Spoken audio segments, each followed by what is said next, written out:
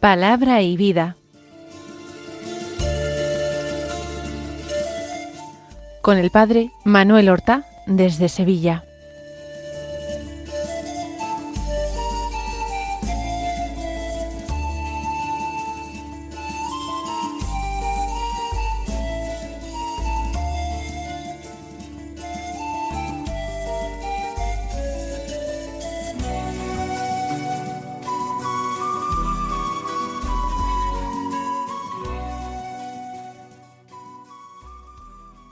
En el nombre del Padre, y del Hijo, y del Espíritu Santo. Amén. Alabados sean Jesús y María. Muy buenos días, queridos amigos, oyentes de Radio María y seguidores del programa Palabra y Vida. Hoy es el cuarto día de la octava de Navidad. Es 28 de diciembre. La Iglesia también celebra hoy una fiesta, la fiesta de los santos inocentes, mártires, estos niños inocentes que murieron por Cristo, murieron a causa de Cristo, de la persecución desatada contra el niño Jesús.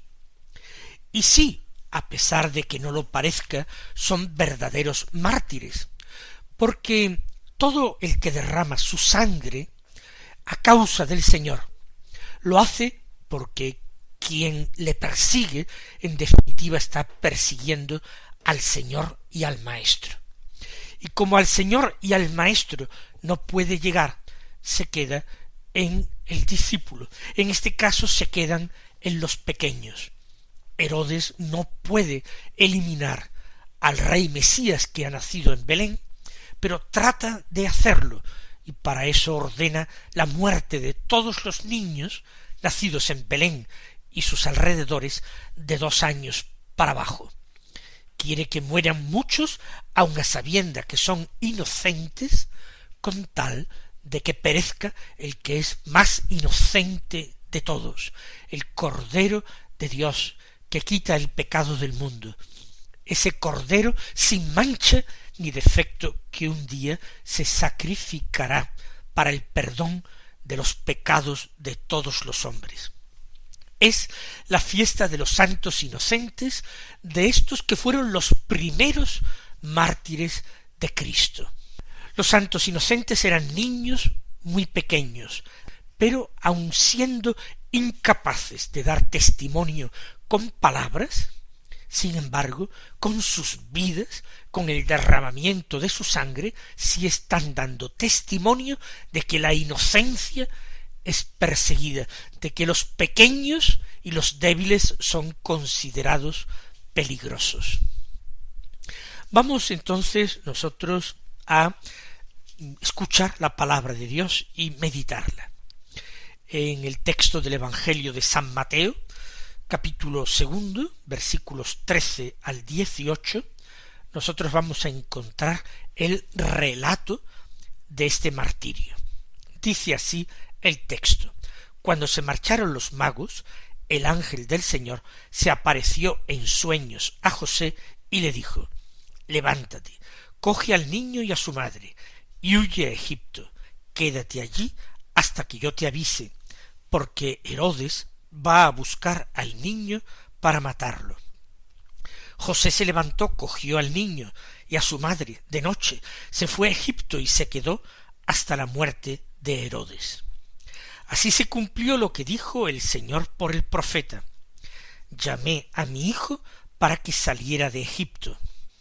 Al verse burlado por los magos, Herodes montó en cólera y mandó matar a todos los niños de 2 años para abajo en Belén y sus alrededores, calculando el tiempo por lo que había averiguado de los magos. Entonces se cumplió el oráculo del profeta Jeremías. Un grito se oye en Ramá, llanto y lamentos grandes. Es Raquel que llora por sus hijos y rehúsa el consuelo, porque ya no viven. Hemos tenido inmediatamente antes de este episodio la visita de los magos a la Sagrada Familia en Belén. Y Una vez que se marchan los magos, José de nuevo recibe una visita del ángel del Señor en sueños. La primera fue para avisarle que ese niño que esperaba María era el Hijo del Altísimo, era el Mesías esperado, era una criatura que había sido concebida por el Espíritu Santo. Una visita angélica en que se le insta a José a que reciba en su casa a María, y en que ese niño lo considere y lo acepte como hijo suyo, para cuidarlo, para criarlo, para preocuparse de él. Ahora de nuevo se le aparece el ángel del Señor, porque José tiene que seguir cumpliendo su misión. José no dice una sola palabra. El Evangelio no recoge ni una sola palabra de José, pero José actúa. José es obediente. José se fía del Señor y pone en práctica su voluntad, la voluntad que le es mostrada. La noticia que ha recibido es terrible. Herodes va a buscar al niño para matarlo. Herodes tenía un poder terrible. Era legendaria su crueldad. Era un hombre capaz de todo. Tenía a su disposición inmensas riquezas. Él había reconstruido el templo de Jerusalén de una manera fastuosa. Y por otra parte tenía el apoyo del poder romano. Lo tenía todo. Era un enemigo humanamente invencible. Y este Herodes ya se ha puesto en contra de aquel niño. Imaginamos la angustia y el dolor de José, extraordinarios. Pero la indicación que le ha dado el ángel es muy clara y muy concreta. Levántate, coge al niño, a su madre, y huye a Egipto. Y es lo que él hace. Y lo hace deprisa. Inmediatamente se levantó, cogió al niño. Es esa prontitud en la obediencia. No puede esperarse a que amanezca. Quizás si se espera será demasiado tarde. Hay que salir amparados en las tinieblas nocturnas. Y hay que partir al destierro. Hay que partir a Egipto. Con la preocupación en el alma, con la vida totalmente deshecha. Atrás quedó la profesión que José ejercía, los amigos, la familia que tenía en Belén, un porvenir en pobreza, pero dentro de una cierta seguridad.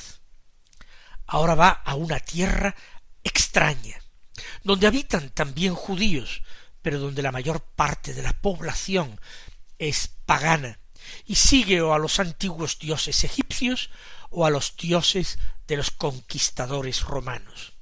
Cogió al niño y a su madre. Con esa familiaridad y al mismo tiempo ejerciendo esa autoridad, José decide por el niño, que todavía no es capaz de hablar, pero también por la madre, que se muestra totalmente sumisa, obediente a lo que Dios indica por medio de José. El término del exilio no tiene fecha. Allí tiene que quedarse hasta que el ángel vuelva a avisarlo. Hasta que yo te avise, le ha dicho el ángel. Y allí se queda, y nosotros casi ni podemos imaginar lo que fue la vida de la Sagrada Familia en Egipto. No sabemos cuánto tiempo duró, pero ciertamente tuvieron que ser varios años. ¿Y de qué manera transcurrió? Seguramente José buscaría contacto con sus paisanos, con sus compatriotas, para allí, en medio de la comunidad judía, quizás al norte de Egipto, poder seguir ejerciendo su profesión y practicando su religión. En Alejandría y alrededores había sinagogas judías porque había una numerosa comunidad israelita. Allí el niño Jesús seguramente dio sus primeros pasos. Allí empezó a tener conciencia humana. Allí comenzó a decir sus primeras palabras y balbuceos. todo en tierra extranjera. Y recordamos cómo Moisés, que también había escapado de la muerte gracias a la solicitud de su madre y de su hermana, que lo arrojaron al Nilo en una cesta de mimbres calafateada, también José tuvo que marcharse de su casa, de la casa o palacio del faraón, seguramente, y adentrarse en el desierto para ponerse a salvo y para no contaminarse con el mal y el pecado que reinaba en Egipto. El niño Jesús hace el camino inverso. Él tiene que alejarse de su tierra donde reina literalmente el mal homicida de Herodes. Y es Egipto, un país que había sido enemigo de Israel y perseguidor de Israel, quien da cobijo y guarda al niño Jesús. Por eso esa tierra egipcia es también para nosotros los cristianos tierra santa, porque fue tierra que dio cobijo y alojamiento a la Sagrada Familia, algo que ni siquiera en Belén habían conseguido en un primer momento cuando Jesús debió nacer en un establo. Consideremos nosotros también cómo a veces el Señor no encuentra acogida entre los que teóricamente tenían que ser de los suyos, entre aquellos que se glorían con el nombre de cristianos, pero lo son solamente de nombre, porque no tienen compasión del Señor, porque no le acogen. El mismo Señor dirá un día que ningún profeta es bien acogido en su tierra.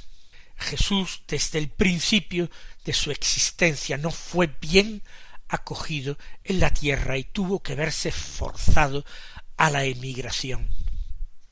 Procuraremos ser tolerantes y comprensivos con este fenómeno, que no ocultemos nuestra preocupación.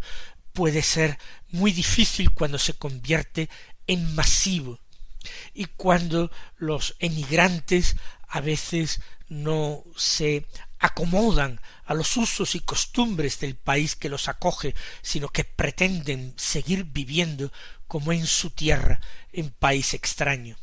Pero recordemos que Jesús y que María y José fueron también emigrantes que para salvar la vida huyeron de su país. Como hemos dicho, tengamos compasión, misericordia y comprensión por las personas que se ven obligadas a hacer lo mismo de buena voluntad para salvar su propia vida o la vida de sus hijos.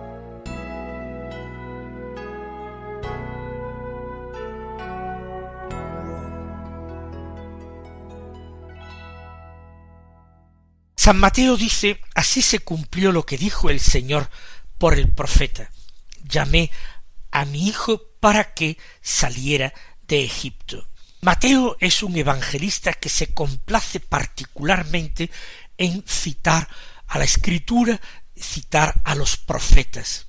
Mateo escribe su evangelio sobre todo para hebreos, para judíos que se han convertido al cristianismo, que han reconocido en Jesús el Mesías de Israel.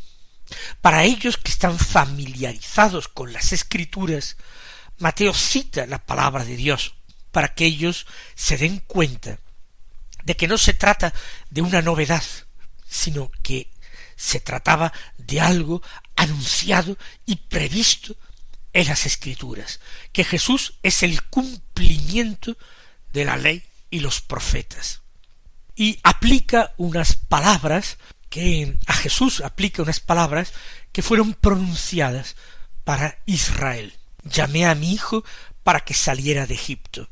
El hijo de Yahvé es Israel y fue llamado por Dios a salir de la cautividad en Egipto y, atravesando el desierto, entrar en esa tierra que le había sido prometida a Abraham y a su descendencia como posesión perpetua. Llamé a mi hijo para que saliera de Egipto. Efectivamente, será llamado el Señor a través de José para que regrese a la patria cuando Herodes muera.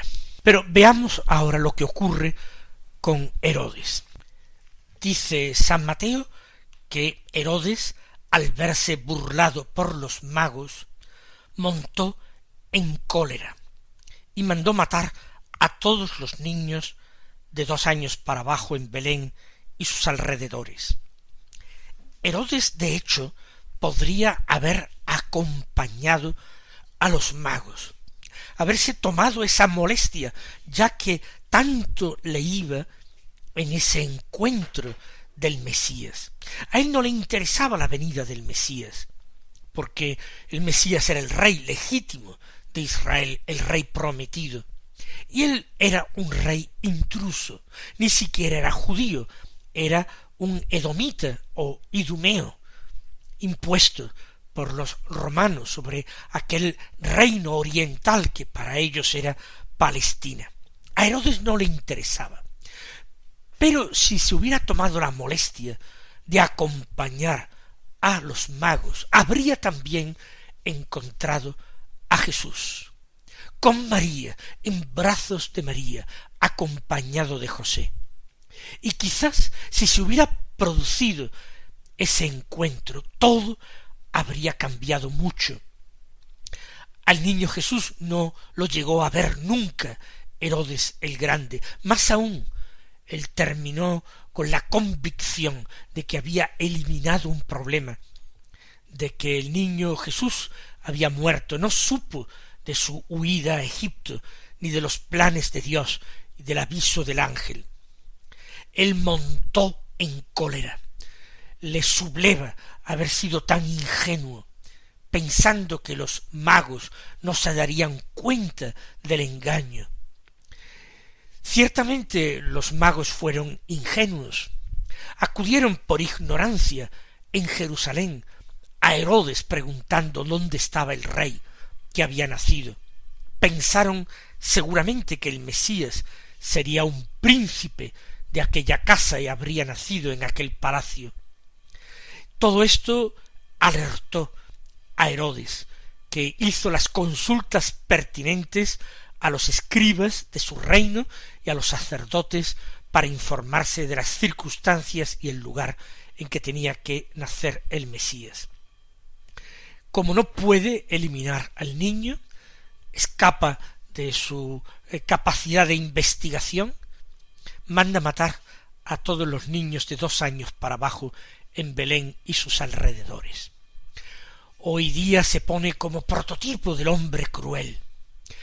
Sin embargo, reflexionemos con frialdad, con seriedad. Nuestra sociedad y nuestro mundo supertecnificado, nuestro mundo lleno de progresos en el campo de la ciencia, de la economía, nuestro mundo del siglo XXI, también ejerce una función más propia de Herodes que de una sociedad avanzada que proclama la libertad y los derechos del hombre. Cuántos millares y millares de niños diariamente en España, en toda Europa y aun en todo el mundo, en esas sociedades precisamente que se quieren avanzadas, ricas, sabias en lo humano, en la tecnología, cuántos miles de niños mueren cada día, víctimas del egoísmo de sus padres, que no los desean, que no quieren cargar con un hijo porque no se creen que ese hijo sea un regalo de Dios, sino que piensan que es una incomodidad, una molestia, y que nada perturbe mi tranquilidad y mi bienestar, una molestia por tanto que puede ser eliminada. Así son los santos inocentes de nuestro tiempo, de nuestro siglo, de nuestra sociedad. Nosotros en este día los tenemos en cuenta, los encomendamos a la misericordia del Señor y pedimos de corazón por todas las personas que procuran evitar este desastre, salvar vidas humanas, y rezamos también por aquellos que han caído en tan terrible pecado, para que se arrepientan un día, para que se conviertan, que no les llegue el final de sus días con ese terrible peso en sus conciencias. Después dice Mateo que puso esta cifra, esta fecha de 2 años, calculando el tiempo por lo que había averiguado de los magos, con lo que nosotros sacamos en conclusión de que el viaje de los magos fue largo desde Oriente, un viaje que tuvo que ser preparado desde que brilló la estrella para ellos y ellos comenzaron a seguirla. Y de nuevo cita Mateo la Escritura, en esta ocasión al profeta Jeremías. Así dice, se cumplió el oráculo del profeta Jeremías. Un grito se oye en Ramá, llanto y lamentos grandes. Es Raquel que llora por sus hijos y rehúsa el consuelo, porque ya no viven. Raquel fue la esposa del patriarca Jacob, que murió precisamente en Belén y se sepultó a la entrada de Belén. Esta palabra que se aplica proféticamente a Raquel, que está en Belén, su sepulcro está en Belén, se refiere a las madres de Belén que han perdido a sus hijos víctimas de la violencia, de la injusticia y del miedo. Mis queridos hermanos, vamos entonces nosotros a vivir santamente este día, vamos a encomendar a todos los niños cuya vida peligra y vamos a suplicar a Jesús que se deje encontrar por nosotros que le buscamos. El Señor os bendiga y hasta mañana si Dios quiere.